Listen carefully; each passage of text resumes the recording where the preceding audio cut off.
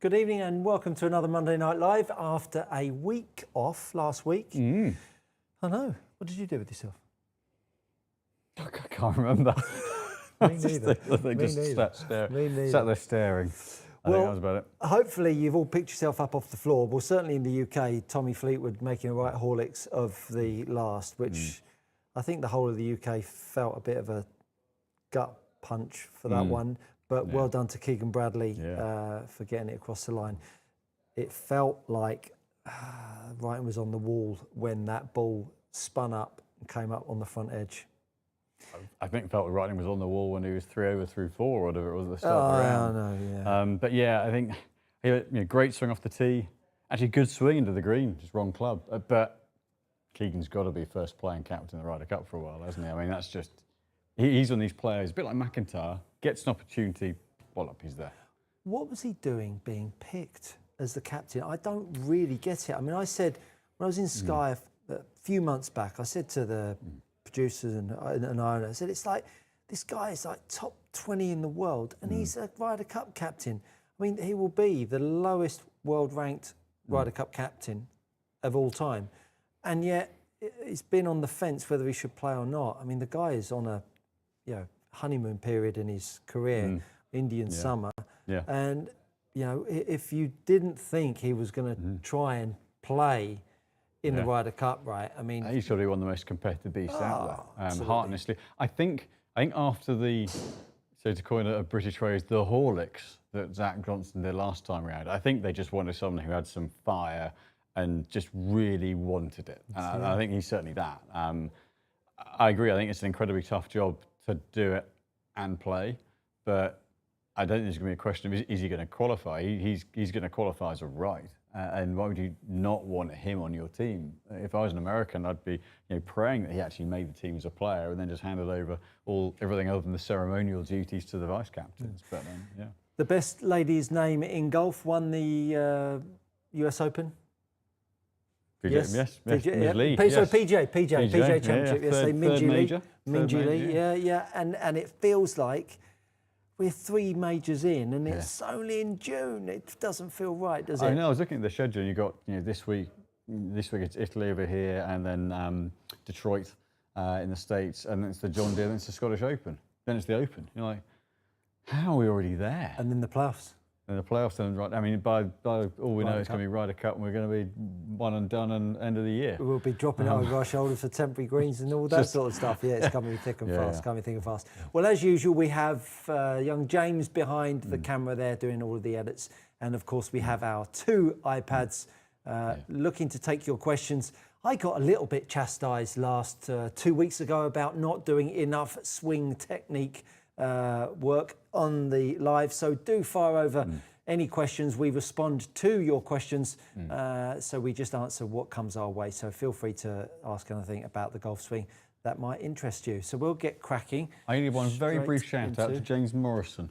Oh winning yeah, on good Challenge win. Tour. A guy who's had really shown himself and his vulnerabilities in the kind of the box, the room, the chair they all go into, and done numerous things about it. He's at St George's Hill as well, which is where I play. But well done, James, for the challenge to win. Hopefully you can kick on back on main tour. Absolutely. Well, we only have 1 comment in at the moment. No questions. Great to have you back, guys, the Yorkshire Blade. Well, nice to be back. Thank you very much. Well, we better get hitting some shots then, because we have no questions. Well, this is the first time we had to wing it for the first time. I know. So, let's see. Where in terms of season, I think from an equipment point of view, what are we seeing most of? Well, we've got a couple of launches coming up, so I can't actually talk about those ones yet. Shame. I believe there's another question in. Brilliant. Papa B. Good time. Hello, young men. Good evening, Papa B. Can you please hit a Ping G440 hybrid on both the standard and flat settings and explain what difference the setting makes? Does it change the shot shape? You boys are the best. Thank you so much. Right, better go and grab that then. Yes, and while he grabs that, thoughts on the Scottish Open? Who's going to do well going into the Open, do we think? Well, Bob McIntyre. Yeah, got to be up there. I think Rahm's coming into form. I don't know whether he's playing at Genesis, but I think... I'd fancy he probably is, because I think he has played quite a few DP World Tour events, hasn't he, since all the live debacle? I think it's interesting. I think the Open's one of those ones where you could get anything. Condition-wise, it's so condition dependent. If you get tough conditions, we said someone like a Justin Rose or a Fleetwood, who's a great ball striker and can control ball flight. That's when they come to their own. And I think with the Open, when you get a lot of crosswinds, and just humour me for a moment here, you get someone that's not on their game, and they've got a bit of a shape that they're battling with, and the first day, all of a sudden, that shot that they weren't battling with, because the wind was in a certain direction, it sort of nullified the bad shot. They don't see what they had been seeing with no wind in the US.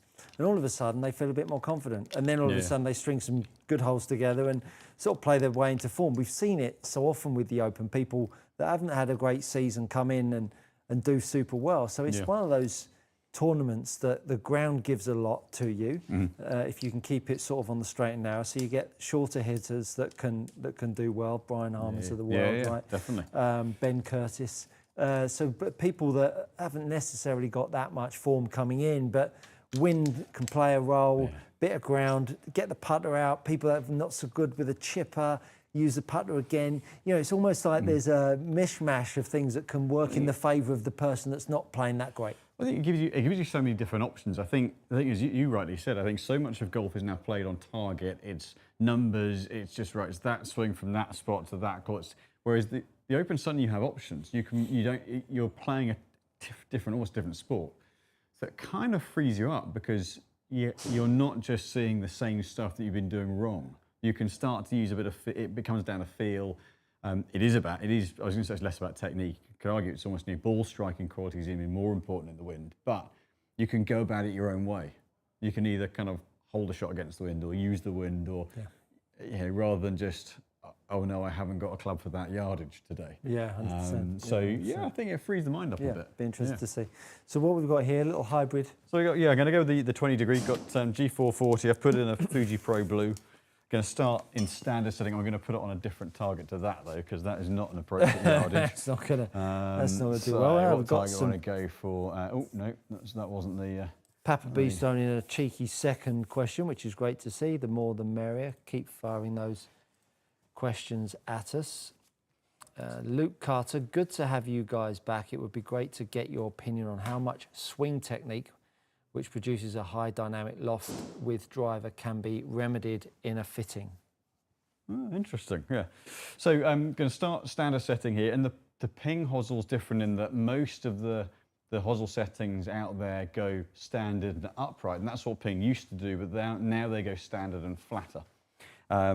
Particularly with sort of fairways and hybrids, I think the flatter setting is important because it gets the head sitting down nicely. If it sits upright, you've got actually very little of the club head that you can get the ball with. If it sits flatter, you've got it soles out better, and therefore you actually aren't just putting the heel onto the ball, so you get a much better contact. So I'll just put a kind of a standard swing, hopefully go off relatively online. I've never been a hybrid player personally, so that wasn't a particularly good swing. So let's give it one more.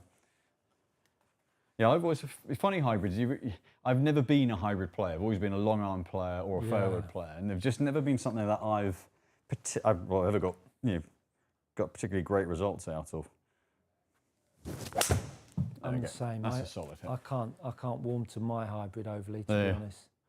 You can say it might do a job from a flight point of view, but whether that's just when we learnt to play, it just wasn't an option. You had to hit the long iron or you had to hit the fairway. So with that one, kind of neutral shot shape, kind of mid spin, mid launch, kind of neutral all around shot.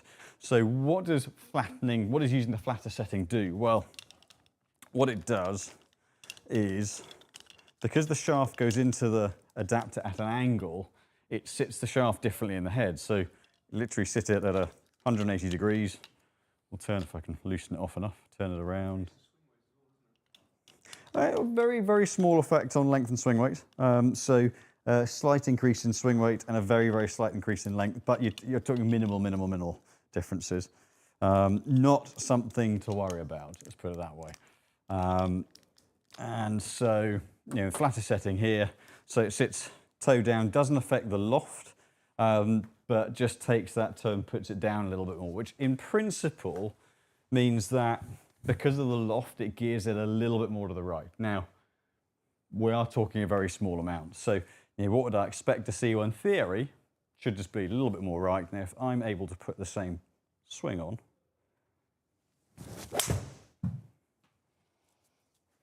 so technically it's drifting right a bit, not an awful lot. So you can see actually the two dots on the right side of the screen. That's quite repeating. Couple of tasty shots. Yeah. Right next to one another from a distance point of view. But the lie setting, a lot of it is about getting it sitting more comfortably at address. You're going to see more of that sole flat to the ground, and just can mean that you can get the strike point a little bit more out towards the toe rather than into the heel. So for a lot of players, it just gets it sitting a little bit better rather than only allowing you to use the heel side, and makes a very small difference to shot shape. So let's just touch on Luke Carter's question. Would be great to get your opinion on how much a swing technique, some swing technique which produces high dynamic loft with driver, how can that be remedied in a fitting? I think loft of the head is one part of it. You've got, from a head style point of view, you've got weight position, i.e. weight forward helps to reduce spin and reduce launch angle slightly. If you put the weight back, it wants to kick the head underneath more and flight it more. And you've got loft, where you can take absolute loft down. The other parts, depending on how your swing works, a slightly more tip balanced or slightly heavier swing weight, slightly more tip balanced shaft or a slightly heavier swing weight could create a slightly kind of later hit and help just to leave the head behind a little bit and lead through impact. I wouldn't be wanting to force that. That's more something I would be advising someone to work on with Stuart versus me trying to fix that in a fitting, because you can, as a fitter, that's what I do. I don't teach. And I wouldn't want to impose something on you if you weren't working on something. So if it was something you were looking at changing, then go and see a coach and then get a fitting. So Papa B asks, cheeky second question, you're welcome to have as many as you like. I keep bottoming out and skipping my wedges into the ball on short chips. It doesn't happen on long chips and it's driving me to madness. How can I help? Yeah, short chips, I think any time that when you're chipping, you've now got to manage a change of direction that comes at you really quite quickly. The point that you take a golf club away, the longer you make your backswing, the handle has a far less distance to travel. And of course, then when you start to get up to the top of your backswing, you've got full length of motion. You're used to swinging to that full point, and that change of direction is kind of dictated by your tempo, a lot of how much you set the club and the type of club you're using, all of those ingredients. When you're chipping, particularly short chips, you can get all of a sudden a little bit too much energy in the club head. Now, to make the club head travel too quickly, usually it's the bottom hand getting a little bit too eager, shall we say. So I think a really good trick is to get the thumb and forefinger, an old Hogan drill, this one. So get the thumb and forefinger off and just make some very short chip shots where you just start to feel how the golf club can start to feel like it has a little bit more lag and load, and it's going to feel like it's a little bit heavier, so that it slows down the rate that your grip moves at. So you start to feel that you've got to wait for it before it comes back the other way. If you get a bit grabby with your right hand, a bit tight, it can get a little bit too quick. So just take that thumb and forefinger off and just have a little play with that. And at all costs, make the grip feel as light as you possibly can. Would be a really great way to overcome some short chip shots. Thank you for the question. Brandon asks, who would be your captain's picks for the Ryder Cup? Any left field picks? Keep up the fantastic work.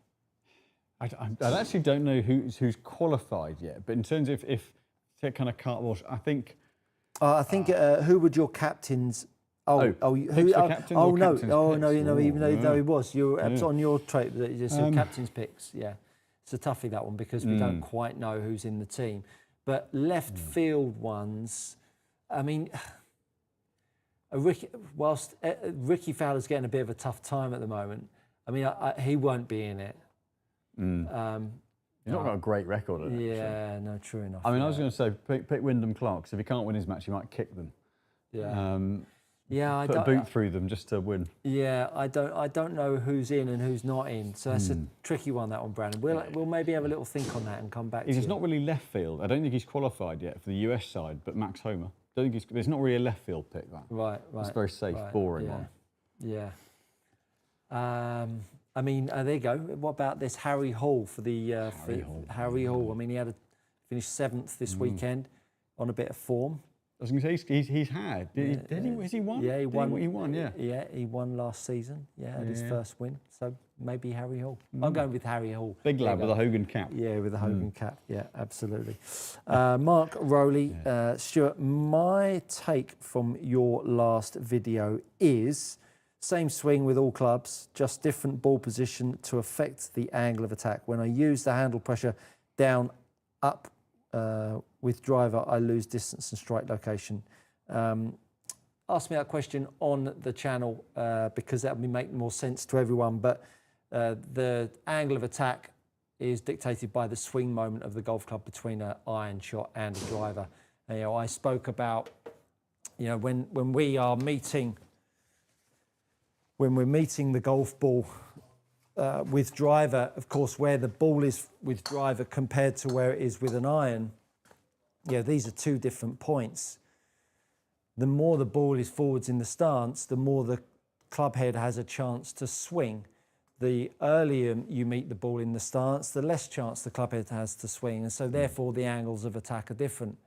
My point in my video, if you haven't seen it, is that when we've all thought about hitting up on the golf ball from inside out, that creates an upstrike for a lot of golfers. And so making this club head still look like you're taking it away in the same manner as you would do with an iron is a confusing one, because when you take the club away for an iron, the club head being over here makes you feel like you're going to strike down on it. But if your thought with a driver is that I want to hit up on it, you're more inclined to swing in and up. So you can dictate the angle of attack from the same spot in both driver and iron with a good takeaway just by changing the swing moment of the club and the ball position down at strike. So the takeaway is the same, but how you feel angle of attack is very different. But my point in that video was that so many people have thought about angle of attack being up with the driver, which causes people to swing too much from the inside too soon, which then gets drop kicks, and then people are teeing the ball up so high. And it's just all a load of nastiness, really. So hopefully, Mark, that gives you some clarity on where I was going with that. If I'm going to try and sound intelligent talking about the golf swing, I'm going to say swing moment. Yes. And then hopefully we won't get asked to explain what it means. So Noel, 1988. Evening, gents. Evening, Noel. Just wonder, has anyone ever done an iron fit where they went combo set Strixon ZX4, ZX5, ZX7, or would there be any point in a combo set that way? It has been done before, and just where you're trying to progress that little bit of forgiveness through the set. For me, it's verging on a bit of overkill. I think with where something like a ZX5 is, if you're going to a ZX7 in the short iron, do you really need to go to that extent in the long iron? Potentially, you might go ZX7 short iron, ZXi7, ZXi5 in the mid irons, and then maybe into the ZXiU, the driving iron, in a 3 or 4 iron at the very top end, just to try and get more ball speed and a bit more distance. But as long as you're getting the right balance of launch and spin and flight and distance progression, that's the reason why you'll do it. But 3-way split is probably, it's verging on overkill. It does work for some people. It can overcomplicate the set sometimes. Very good. Luke Carter, going on from his previous question about the dynamic loft on his driver. It would be great to book a driver fitting, but the website at the moment is only showing half the fitters with any times available and no option to book you. My diary isn't on that one, but if you email in and want to see me, then just email directly and I can give you times. Very good. Simon Langford. Evening, guys. It's Simon from Swansea. Well, nice to hear from you from Swansea. What were your thoughts regarding the Oakmont course? Is it slightly tricked up? And secondly, why aren't Scheffler and McIlroy still not using the QI3? I think part of it with the QI35 and not using it is, for those guys, maybe spreading the weight as far as it has done doesn't necessarily work. And even the QI10, there was a QI10 model that they made just for tour players that we can't access for retail, which has a slightly moderated mass a little further forward than the standard core model. So they've got their own specific version. They got really comfortable with it. And actually the switch to the QI35 hasn't been that easy for them because they actually had the QI10 really dialed in. So that's probably where they're struggling to get them to switch over. And Oakmont course. I think to get level par winning score now, with how good the players are, they have to trick it up a little bit. I think otherwise that's what the USGA want, and they basically got it bar a 65-foot putt. They got the level par winning score. So I just think the players are a bit too good for a level par winning score now without cocking around with the course a bit too much, in my opinion. Yeah, I mean, Oakmont's a funny course. Its protection is the greens and doesn't need rough that thick. But it was fine. It didn't go quite. They didn't overdo it. Thankfully, I don't think quite. But yeah, I don't know. I'm not sure. It's not something I want to watch week in, week out. That. I watched a little bit of YouTube content, and I watched Grant Horvat play Oakmont with the Bryson brothers, and they do this little competition. They travel around playing it. Anyway, it looked as dull as dishwater. It was a slightly overcast day. You could hear the turnpike in the background. I think we got it from aerial shots, loads of crowds. Yeah. I think it looked as good as it could look. I think you're absolutely bang on. The guys are just too good now. I think they hit it too far. They're so good. But technology's aided that. As you say, short of putting Mickey Mouse and a windmill to putt through, I think it just goes beyond the point of, and I think they had a stretch, didn't they? Had a stretch of golf courses that were quite tricky, of tournaments. I think they're probably glad to see the back of it. You certainly wouldn't want to watch that each week, would you? You look at what that event, and keen to hear your thoughts at home. That tournament last weekend where the winning score was 9 under, 10 under? The one that Bradley won, 15. Yeah. 15. It was great. It was great golf, wasn't it? It was a nice amount under. Yeah. They were fluctuating, but I don't think it doesn't need to be any worse than that. That's with the Masters. I mean, the Masters is good enough, isn't it? But I think that's the one, isn't it? It's exciting because there's both score eagles and doubles, and I think that's. And I know the US Open is a different kind of test, so I totally get that, and I respect it being a hard, tough, brutal test. But yeah, enough's enough. But I think we want 25 unders to win next year. I think I've always said to you, they didn't make the 100 metres, 110 metres because Usain Bolt was quick. I think that's sort of golf. The players are that good now, so actually let's just celebrate how good they are rather than try to chop them off at the knees and go, well, that's tough now, isn't it? Yeah. Gary Hinchley, hi guys, nice to see you both back. Thanks, Gary, good to be back.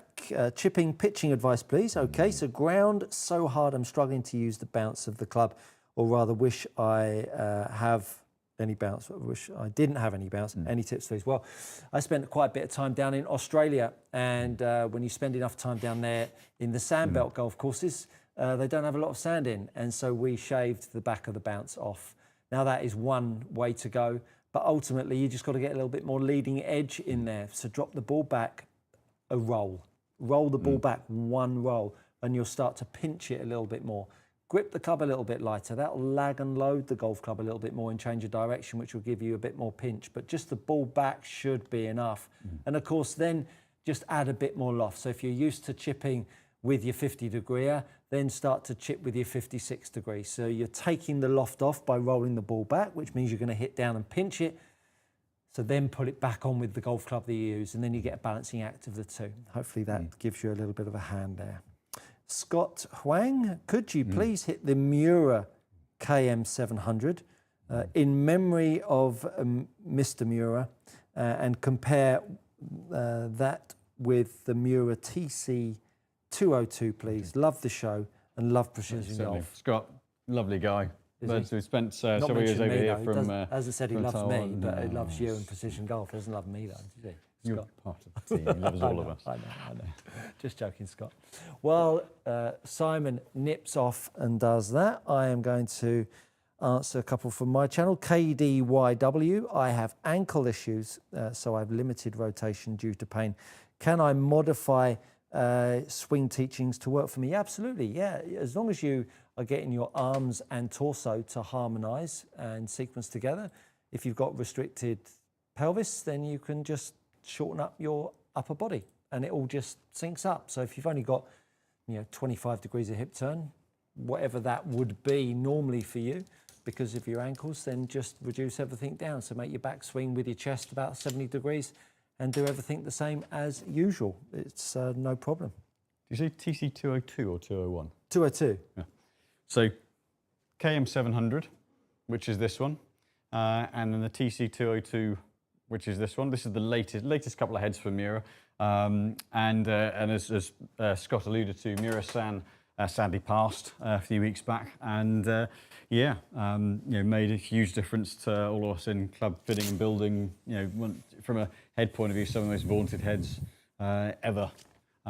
Just stunningly pretty. This one, the toe's being ground off. That's in principle to help the toe come through the turf a bit quicker, to square up a little bit more easily. And the mass sits a little deeper in the head than a traditional blade. And then the TC202 has the little muscle bar in the middle. It's basically kind of accumulation of a bit of mass down the bottom, slight kind of perimeter weighting, but the muscle bar up the middle for a bit of solidity to progress. That bar progresses up and down the back as you go up and down the set. For higher CG in the shorter irons, lower in the long irons.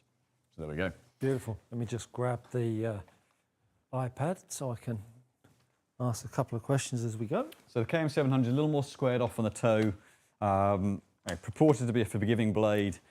I've not met a forgiving blade yet, but no. They don't usually put a bigger sweet spot on them, do they? So fairly solid feeling head. There's not a lot of tech, it's more mass positioning, so you're not going to see it's not going to be fast ball speed, should be pretty neutral from a spin, 5,000 spin, 179 carry for me on that one. You just better hit it out the middle if you're going to hit this one. So we've got Paul Clanner. Hey gents, gapping question. With the maximum gapping irons and wedges, I have 54. Should I go 58 or 60? Good question. If you're trying to, if you're like me and not brilliant at the shorter shots and want to allow yourself to be a little bit more aggressive closer to the green, then go the 60. If you're someone who, from a fitting point of view, what I've seen, if someone plays a little bit across it and works the club underneath more, then you're probably quite good at taking distance off and playing the cut-up shots. And then sometimes playing the lower loft, the 58, means it's naturally a bit stronger and you're better at reining it back. But it is a bit of a personal thing. But if you're trying to optimize, get out of gel close to the green, go the extra loft would be the fitting answer to that. All I'm getting out of this live this evening, apart from the exceptional camera work and information, all that kind of thing, you hitting beautiful shots. I mean, it's been a great day. I need to start running more and eating less. You're not exactly big. Looking on the here. camera adds pounds, darling. I know it does. So if you need to, then I know, what I need to do? get a baggier shirt, man. Either stripes down the side. Deary me. So TC202, not dissimilar from a shape point of view, but slightly bigger head, but will give a little more margin of error off centre. So it just helps get the mass down to the bottom of the ball. That sounded pick it up nice. slightly. Yeah, it's still got that sort of solid sound. Yeah. You get out of the Mura heads. It was a different tone of click, isn't it? Yeah, they are. They're slightly. I don't think they're the softest heads, but they're the most solid feeling. The way I would describe it, the mass stays with the shot that little bit more, and that's what I think the Mura heads have more than anything else. Yeah, that's nice. That's really So nice. that couple of hundred revs more spin. A little bit more carry, a little bit more ball. Did get a bit more ball speed than the shot with the KM700 for me.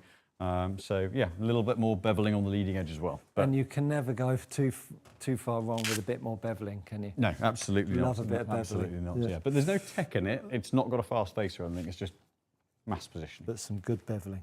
Some good beveling. It's not a term you hear often. The left rough. Would KBS Tour Light v Modus 105 actually show a difference in ball flight due to balance point, or is it just a different feel? Would they be too light for your gaming speed, Simon? For my gaming speed, yes. I play more. I play the CT 115 opens at about 112, 111, 112 grams. They would, from the design point of view, they would give a slightly different flight. The KBS Tour Lights use a responsive tip design, whereas the Modus 105s are stiffer in the tip. So it should be a slightly lower spin, slightly lower flight out of the Modus 105s, purely on bend profile to the KBS Tour Lights, but they're quite different from a balance point of view. So from a player's standpoint, one shaft will very definitely time and strike more consistently, and that will have more of an impact on your trajectory than the bend profile itself. We are always looking for new ideas for these Monday Night Lives, and we are keen to keep growing them. We'd love to hear some ideas from you. Drop it down on the comments, how we could improve our Monday nights. What would you like to see? Or anything different? Tour of the workshop? Well, that might actually be a little bit more tricky than I've just thrown that out there. But anyway, what ideas would you like to see in the bay? Let's go with that first, and then we'll work on the workshop later. Already, I can see James going all worried. His left eye just started to twitch. He needs a longer cable, don't we all? Anyway, let's go on from there. TP Hartley, 999, JR Hartley.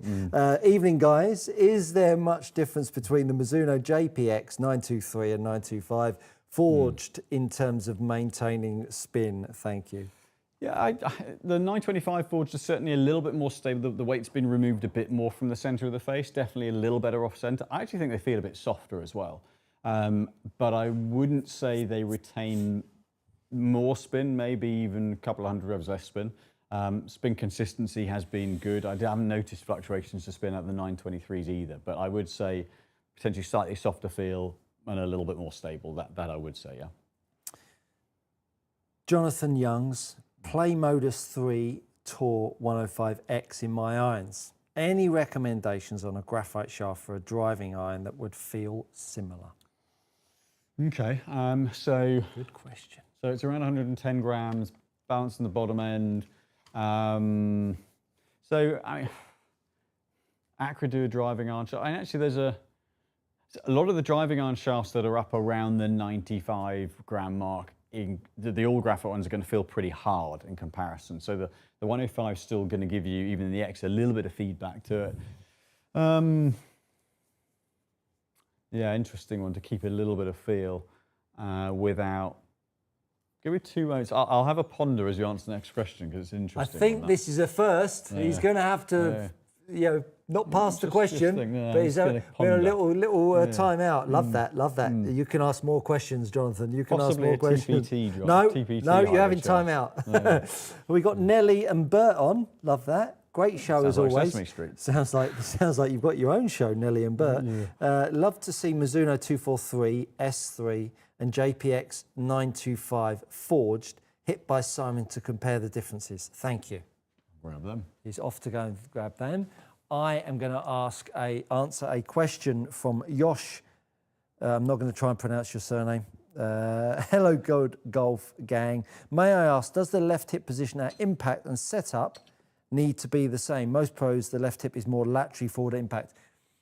Your left hip at setup will never be in the same spot as it will be at impact. You're always going to have some lateral shift. My belief is that you need to oppose that with your left leg because you're taking a golf club, sorry to turn my back to you, from the right side of you to the left side of you. You are pulling it towards the golf ball and towards the target. Whether you think you're pulling it or not, it doesn't move itself, so you are pulling it to some degree. And because of that, you are always going to get some lateral shift. I just don't think it's something that needs encouraging by driving off your right side. I think it needs to have an opposition. If you're pulling it, that left leg needs to oppose it so that you can stay fairly central and spin you around the golf ball. If you're pushing with your right foot and you're pulling the leg, pulling the golf club rather, you're going to be too lateral. So hopefully that gave you some insight. We're doing lots of swing technique stuff here. Driving iron, we have seen the TPT red hybrid, but the low work well. So the 16 is 92 grams, 15 is 97 grams, one of those. Not cheap, but that can work really well on a driving iron. That'll give you a similar balance point to the Modus's, but that little bit lighter. Love that, love that. Good answer. The left rough. For someone who likes Ping I230, is there any other head similars but with a thinner sole? T100 is similar from a flight point of view, retains a bit of launch, retains a bit of spin, and obviously new one's coming out very, very shortly. Yeah, I would say T100 would be the one I would go to, because a lot of the others knock the flight down a little bit more, whereas the 230 and the T100 keep a bit of flight on them. So possibly actually the Cobra, the King Tour irons as well. Oh, very good. Hopefully that helped. You just got like a little Rolodex in your head of all of these shafts and heads, haven't you? A little Rolodex. Yeah, a roller, I quite like that phrase. Yeah, it's not. Do you remember the Rolodex? Yeah. So Right. I'm going to start with the S3. So S3 is just a one-piece forward. I mean, it kind of is a bit like the old JPX Tour iron, except it's marginally prettier. But it's almost a blade. Really classic thin top line. You know, neat head shape. Nice, classic, soft, forged feel. You know, this one retains a little bit of launch, definitely keeps a bit of launch and spin, particularly spin on there. So I'd expect to see this spin about 5.5? 5.5, that's a good guess, wasn't it? 5.538, there we go. Not bad. So yeah, there's no. You can't be either born with that kind of gift, or you can't. Or just lucky. And so it's because there's no tech, there's no weighting down the bottom of the head to pull centre of gravity down and gear spin off. That's one of the misconceptions a lot of the time, is that you put lots of tungsten on the bottom, it might launch a bit higher, but you spin it less proportionately as a result. So 243, it's got a bit of face tech in it, it's got a bit of extra mass down the bottom. It's a very kind of similar head shape. It's a thin, clean top line, but we should expect to see a little bit more ball speed, certainly a little bit more kind of a snap sound-wise off the club face at impact, and potentially a bit less spin. Are those trousers spearmint? What colour would that come under? Vineyard Vines would have a particular colour for. Got it. But it's a nice mint. It's a lovely mint. It's a lovely has sort of mint. connotations over here that I wouldn't really want. But if you know, you know. But sort of linked to an animal and a club, but allegedly. So actually, that one retained a bit of spin, but ball speed up. Carry distance up 5 yards or so. Barney looks absolutely shocked. As soon as you said animal, his head came round the corner there. But definitely a little bit more ball speed, a little more forgiveness. Spin, for a lot of players, it's not a low spin head, but I'd expect for a lot of players a little bit less than the S3. And then the 925 forged, a little bit more prone to weighting again. Similar, using a bit of face tech, a bit like the 243, but it's not an absolute cannon. I think they've done a lovely job with this head this year. Nice shape, very simple. Simplify the back line a little bit. They've got the black version of the head as well. Loft slightly stronger, so again, would expect to see this go a few yards longer. Nice striking. Slightly more hollowed out sound, a bit of a click. So the more you drag weight away from the middle of the face, essentially the sound rattles around a little bit more. You haven't missed one tonight, have you? You're quite on it tonight, aren't you? It must be. Are they new trousers? Must be. Are they the new trousers? No, they're not new. Oh, No, okay. just got to perform if you look like a clown. Don't you? So spin a bit less, just over 5,000. That one then went another 7 or 8 yards. So ball speed smashed back to 146. They picked a bit more speed up. Part of that's loft, part of that's face tech, but that's the progression. A little bit less spin, a little more ball speed with each one. Very good, very good. The boys on form tonight. Don't want to peak yet. Yeah. 2 weeks for the club champs. Yeah. When is that? July 5th and 6th. Nice. What question was that? That was the S3 243. And the 925 JPX, that's yeah. right. Left rough. For someone who likes ping, oh, we've asked that, I've asked you that, haven't I? Matt M, sorry. Matt M, Simon, what hybrids have been the standout of the new 2025 range? Also, is there a shaft that often suits most when you've done hybrid fittings? Shaft-wise, there isn't. It is purely down to the timing of the player and what weight and balance point and feel they want out of it. Head-wise, I think the ones that have made the GT3 for more of an iron player, where the launch is kept down but it retains some spin, but actually has gained quite a lot of forgiveness versus TSR3. That's been a good head. There are a lot of heads this year that take the spin off. Cobra have always been good hybrids, and that DS Adapt's a lovely head, a nice all-round head.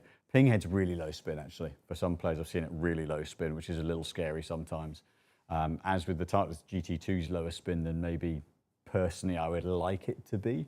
But I think actually the ones that I've enjoyed the most have been, the Cobra's been impressive this year, actually. So I wouldn't call it a sleeper, because Cobra have been good with hybrids for a long time, but the adjustability is always good to have. Keep those questions coming in. We've got another 20 minutes to answer anything on club fitting and golf swing related, and anything else. Throw anything else at us. As long as it's about golf. Yeah. MY says USGA actual winning score is -8. They turned the par 72 into a 70. Pretty much a joke. Fair play, isn't it? Yeah. Ali Nerd, what would be your advice for someone who is going through a real rut with their handicap, going up by 4 shots in just a couple of months? Not one fault, not going well across the board. At that point, I would put the clubs down, have a week off, because I think sometimes the deeper you dig, the harder it gets. Get away from the game. Watch some beautiful golf on the TV. Watch some swings that you love. Get some inspiration. Watch golfers that you've admired over the years, and fill the sort of the bank of positive memories up, and recharge, reboot, and go again. And then when you come back to it, choose a bend in the sky, i.e. fade or draw, and just hammer that home with a 7-iron. Just get some loft in your hands, hit one shape, and just go down the range with just that golf club, and start to build back and make it fun as well. Have a bit of a smile on your face. Don't be down in the dumps with technique and all that kind of stuff. So week off, take a 7-iron, choose the shape of shot, and go from there. And let us know how you get on. We'd love to help. Yeah, I agree. You can lose the fun. Absolutely. And just trying to beat the game out of yourself. And actually, sometimes you say, just go back to why you start in the first place. Yeah, exactly. Eric Wallace, just bought a G930 hybrid. Will I get laughed at? But in all seriousness and drawbacks, having a 8-iron as my longest iron. Thanks, guys. Keep up the great work. Look, honestly, if it works, that's what the tools are there for. If it does the job for you and helps you with a particular shot type, or you get a better result with that than a 7-iron, then play it. Heck, Fred Couples uses a 7 hybrid because he doesn't have to hit it as hard, or it's easier for him to get going than a 6-iron with his back and everything. So and he's pretty useful. So look, the tools are there to be used, and it's just it just makes it more enjoyable to take that £20 note or $20 note off your mates at the end of the round when they think you're not playing proper golf. Yeah, it's just hammering shots, isn't it? Yeah, it's funny. As golfers, we sort of see it as, how difficult can I make this game? Whereas now, technology, if you think about, if someone was a complete novice, but could play the game, could swing and hit it, and they said, these are all the tools available, they'd just use what worked for them best, wouldn't they? Yeah. They wouldn't have this sort of stigma that have got a wood with lots of loft on it. So yeah, like Simon says, go. People say, I'm not using a hybrid, it's cheating. You go, it's not. Goodness me, yeah, it's ridiculous. Ridiculous. Is DG115 wedge a lighter alternative to S400, like the feel of the S400, but wants something lighter around 120, 115? Yeah, it swings a little more bottom end heavy. So the DG S400 or DG wedge shaft is just heavy all the way through, but it's not overly proportionally bottom end weighted or back weighted. It's a very even balance point. So the 115 Dynamic Gold, you will feel the bottom end a little bit more, but it's a similar sort of response to it. It's not an overly harsh shaft, but will feel the weight in the bottom of it rather than all the way through. Sculptura X2, evening gents. Good evening, Sculptura. Let us know where that's come from. That'd be interesting to hear. What emphasis should you place on posture for senior golfers, accepting the arms hang naturally from the shoulder, but the shoulders may hunch? I think you've got to ascertain what someone's mobility is first. If you're working with a senior golfer, that's absolutely top of the pile, and go from there. That would be my best play with that one. Jasper L, what does Stuart feel the optimal spacing is for lessons to get quick progress for a mid-handicapper? So I would always say, I mean, I only do hour sessions, or minimum of an hour, should I say. I always say when someone walks away with the ingredients that I'd like them to work on, a minimum of 400 to 500 balls and 4 rounds of golf. So hit 100, play a round of golf. Hit 100, play a round of golf. Do that 4 times. And then that way you've had a chance to practice it, play on the golf course, practice it, play on the golf course. That would be the minimum I would like someone to apply between sessions. You can leave it longer, but I wouldn't want to see them before that, because I think that way you give someone a chance to see how it plays, bit of practice, and let the dust settle to then move on. That would be my advice on that one. Mark Howard, have either of you played much in Ireland? Where would you recommend is a must play if you have? I sadly, pains me to say, I've only played once on the island of Ireland, and that was at Portrush 18. James and I went over there about 18 years back. I'd love to get over. I'd love to get out to West Coast and do, Lahinch, Tralee, Waterville. We've got so many. The island.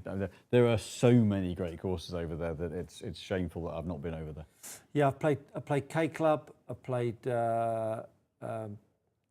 Lahinch. Where else? I've played another one as well. I can't think of the name of it. K Club was nice. Again, unfortunately, it rained all week, so I'm not your best person to ask. I would steer well clear of Ireland, unless it's really sunny. But Adair Manor, I mean, sorry, not Adair Manor. Yeah, Adair Manor. Where they got the Ryder Cup. Yeah, where they got the Ryder Cup. Adair Manor is the absolute top of the pile. I don't think you can get on there now, though. I think they're pretty much closed for the rest of the year. But that would be top of the draw to go play for me. Yeah. For me, I'd go. I think if I was going to Ireland, you risk all the rain and things, but the links, the Ballybunions, Portmarnock, those for me would be where I would, those types of courses. But then there are going to be a load of the slightly less well-known ones that are great courses that are almost as good, depending on what your budget is, because it's not cheap to go and play anywhere now. Anywhere in the world. Yeah, absolutely, absolutely. Yeah, need deep pockets. Rec X.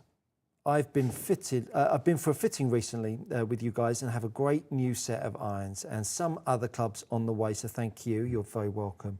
My question is, are you planning on having more sites other than Surrey? Good question.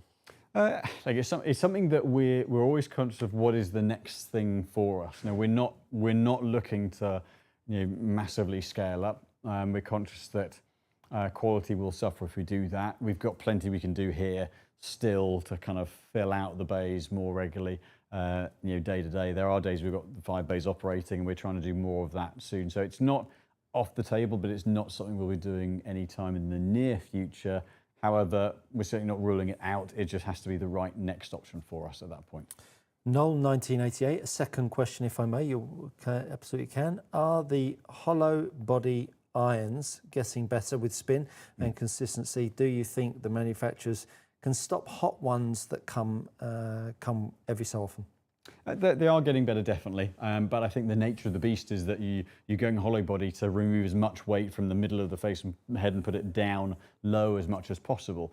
So if you get one that's just a little bit above the CG plane of the head and takes a bit of spin off, you get that face just closing in a little bit, then you do risk, then it's not going to be the absolute cannon that you used to get 8-10 years back, but it's still going to come out with less spin and just go. And the problem is it doesn't necessarily carry that much further than a middle strike, but it carries on going when it lands that much more. And so that's the bit where you see it goes, it's gone 10, 12 yards longer. It hasn't pitched there, but it's run another 7 or 8 yards longer, and that's normally where the problem comes. But they are getting better.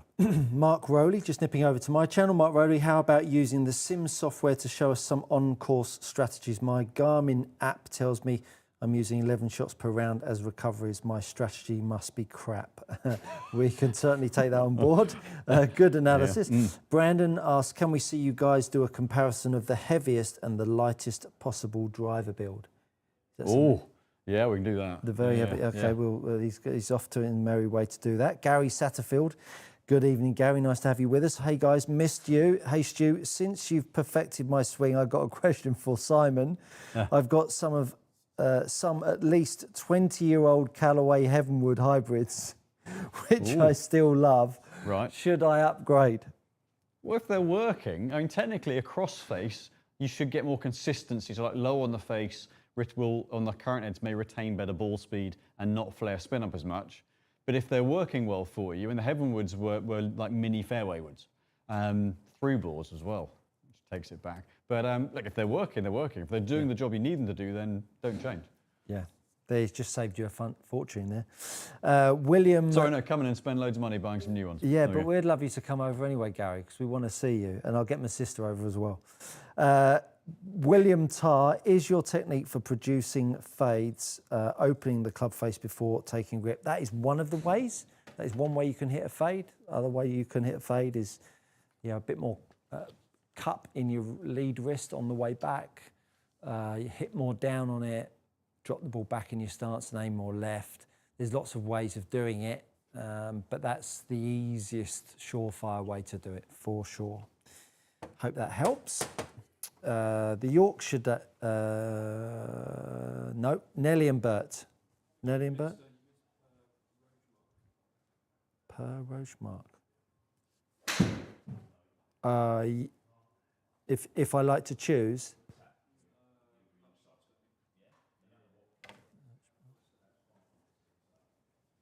I can't see that one, James. Nearly there. I can't see that question, James. Okay, cool.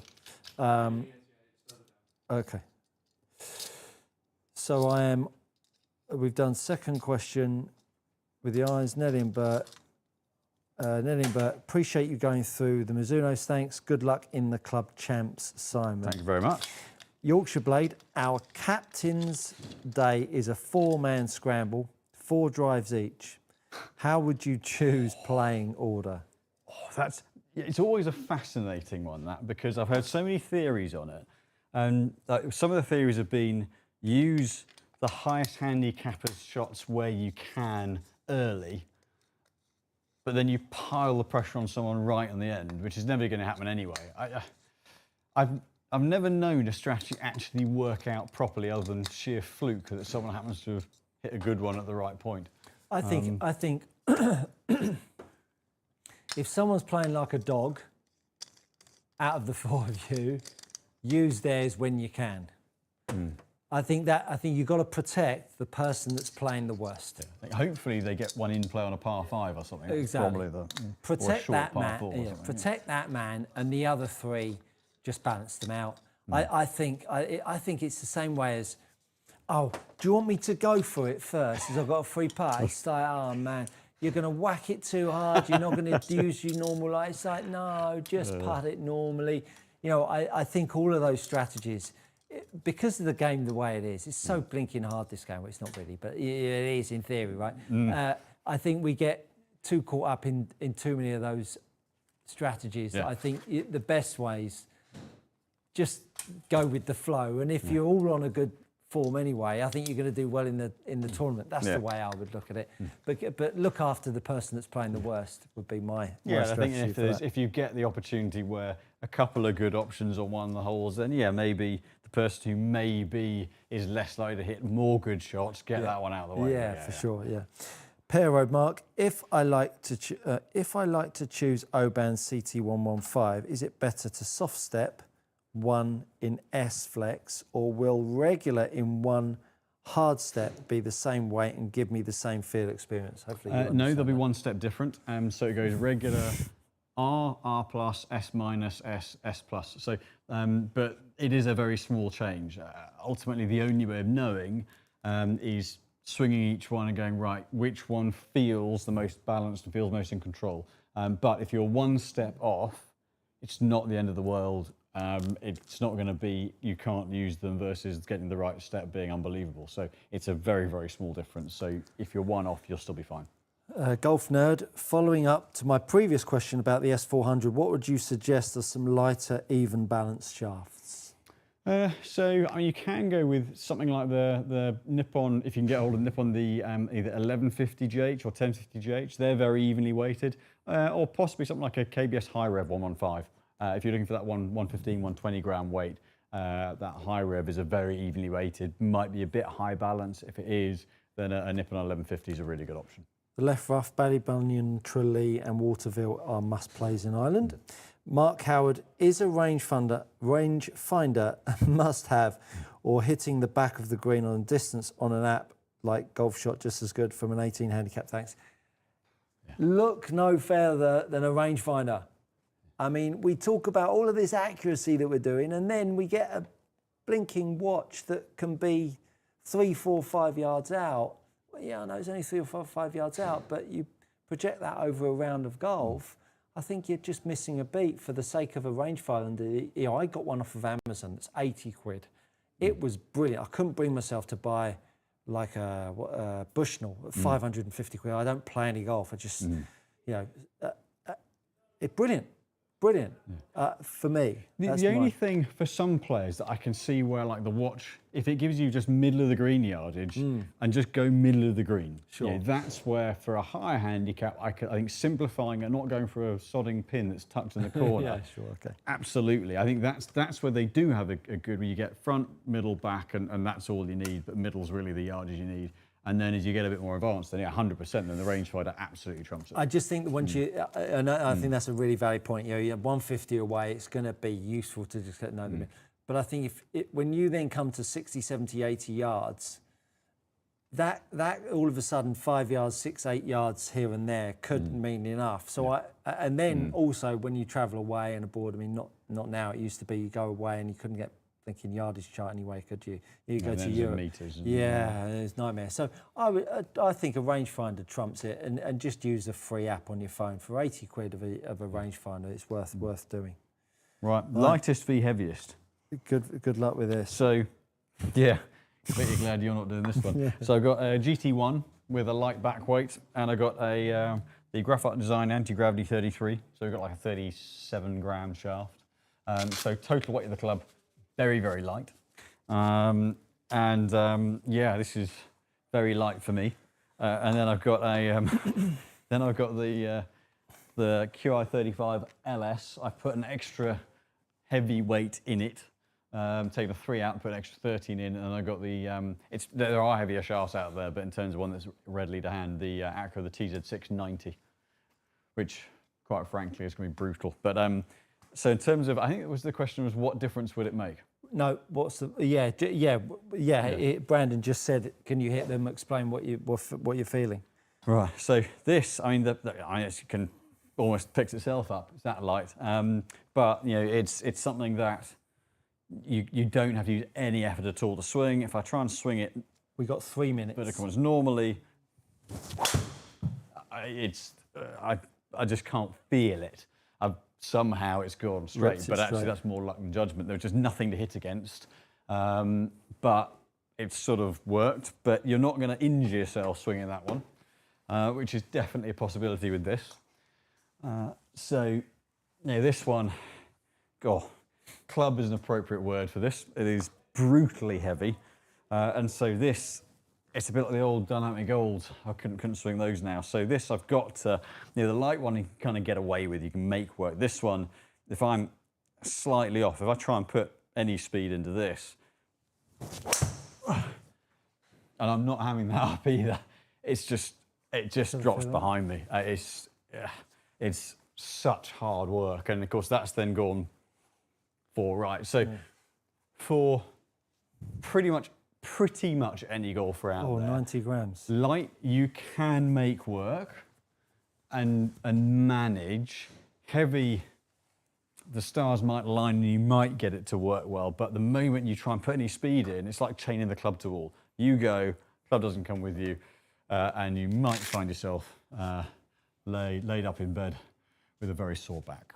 We've got quite a few questions to get through here, so we're going to need to be really quick on these. Do you have a preferred brand on wedges, and are there key differences like head weight or other parameters between the different brands? Don't have a favourite one. Vokey's are very popular because the amount of grind options they have, But favourite one, not particularly, no. Baptiste, hello boys. Always happy to learn here. Totally understand the last video concept, but struggle with how to let the swing phase happen. I signposted to a video called Angle of Attack. Go click that video and it will tell you all about it. Yosh, if you are looking for idea, maybe please do golf ball comparison. Old ball, new ball, single ball, multi-layers. Happily do that. Gary Satterfield, since you're telling me I don't need to buy a new hybrid, maybe I can buy a plane ticket. But when I show up, I won't be able to spend any money because I've done it on my plane ticket. So fair enough. Yeah, heckle from the sidelines instead of from through the channel. And on this side, Noel Enniscrone and Sligo. Oh, County Sligo, yeah. Are incredible courses on the west coast, definitely worth a trip. Sculptura, GPS watch only, use if they do shot tracking to help with round analysis, strokes gained lost. Very good. Chase King, what's a good drill to keep arms and chest connected in a takeaway? I'm either a little inside or outside and disconnected and arms get too deep. Love the channel, cheers. A good drill is get yourself a TheraBand, wrap it around your neck, and I will use this as my simulated TheraBand to wrap it around your neck. Grip a golf club. Oops. So TheraBand through the top of your grip, then take the grip. Oh, actually quite a good feel this actually. And then go back and through, keeping the pressure on the TheraBand. And what you'll start to feel, just halfway and halfway, you'll start to feel how your body and arms start to tie up. But that's a great little drill. I did that on in a video on my channel. So head over to Good Golf Coaching and you'll be able to find it there. Well, that just about wraps it up and we've done well. 7:01, we're only 1 minute over.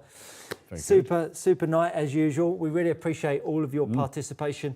Do let us know. You've thrown a few suggestions for us on these Monday Night Lives. We'd love to keep growing them and give you a little bit more of what you want. But hopefully all of these questions that you have an opportunity to ask Simon and myself, all of the expertise comes your way every week. So maybe tell a friend and bring them along too. Great to have Simon. Thanks, James, for everything on the edit. Barney for falling asleep. And you guys for tuning in as usual. Thanks so much. Have a great week. And we'll see you next Monday.